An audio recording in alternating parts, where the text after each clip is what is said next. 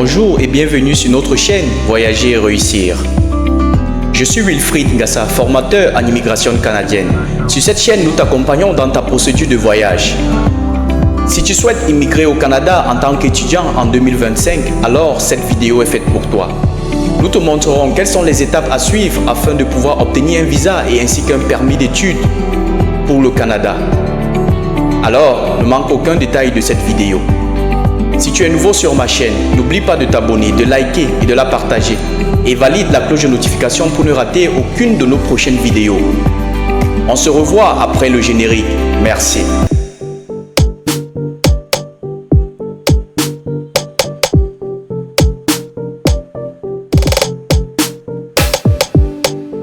De retour les amis. Alors, beaucoup d'entre vous se posent souvent la question: comment faire pour pouvoir immigrer au Canada en tant qu'étudiant? Donc, je vous donne les détails justement dans cette vidéo.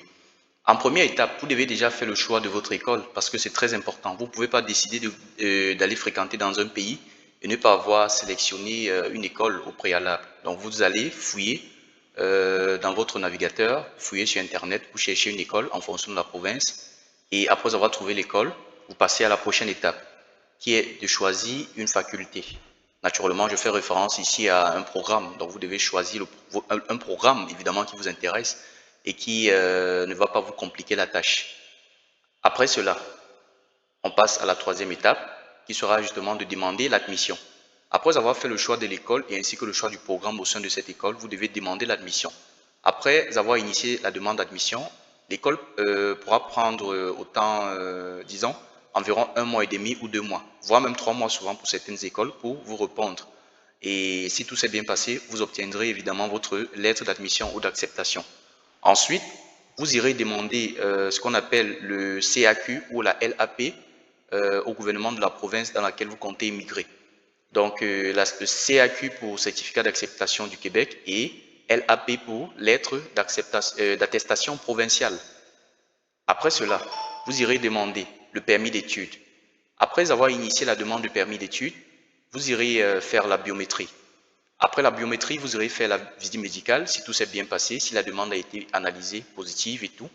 Après la visite médicale, si on va dire l'analyse est toujours concrète, si on va le dire ainsi, ou positive, vous recevrez comme ça quelques lettres et une dernière justement qui à la demande justement de l'immigration pour pouvoir poser votre visa dans le passeport. Donc vous allez aller déposer votre passeport évidemment pour qu'il puisse apposer le visa dessus, si bien sûr votre demande a été approuvée. Après cela, beaucoup d'entre vous croient que la procédure s'arrête là, mais non. Est-ce que vous avez pensé où est-ce que vous allez loger, par exemple? C'est pourquoi on va passer à la 6e étape, évidemment, qui sera de trouver un logement. Aujourd'hui, ou alors même avant, un logement, ça pouvait se trouver à travers Internet. Si vous avez des connaissances à vous du côté du Canada, elles peuvent également vous trouver un logement avant votre arrivée. Donc, merci les amis, c'était tout pour cette vidéo. Dans la prochaine vidéo, je vous montrerai comment effectuer une demande d'admission au sein d'une école canadienne. Merci, à la prochaine.